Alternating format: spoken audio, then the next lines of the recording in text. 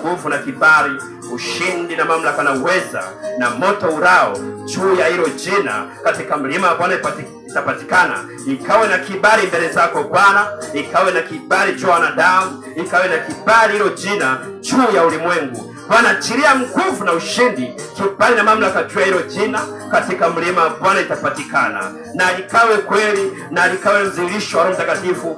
Bwana, ingia ndani ya hilo jina Bwana, likavume kila mahali katika ulimwengu na kona zote za dunia.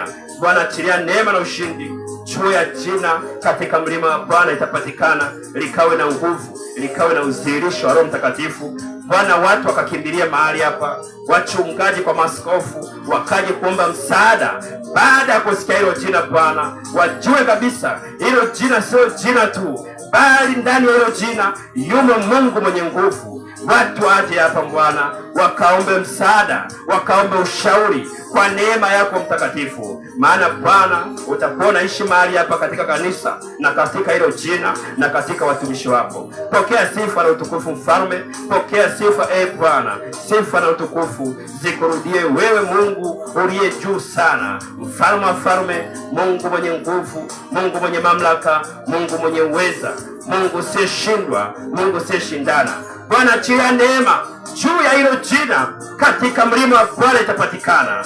Kila mmoja Mfalme atakaye kuomba katika hii madhabahu na kanisa, Bwana akajipatie katika mlima wako. Bwana akajipatie katika mlima wako. Haijalishi atakuwa naomba gumu kiasi gani, haijalishi atakuwa naomba nini Bwana mbele zako. Bwana, sawa sana mapenzi yako Mfalme, katika mlima wa Bwana ikapatikane kweli, ikapatikane kweli kwa msaada wako Roho Mtakatifu, kwa msaada wako Roho Mtakatifu. Mlima wa Bwana ukawe na nguvu, ukawe na kibali, ukawe na mamlaka, ukawe na udhihirisho usiku na mchana. Bwana, weka utiisho ndani ya hilo jina. Mtu atakapolitamka katika mlima wa Bwana itapatikana.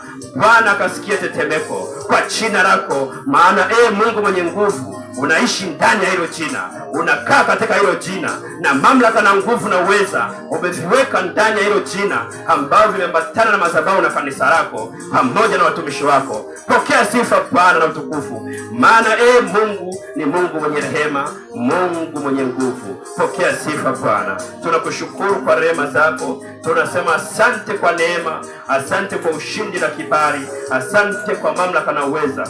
Pokea sifa na utukufu Bwana, pokea sifa na utukufu. Sifa na utukufu zikawe kwako Mfalme wa amani, sifa na utukufu zikawe kwako Bwana.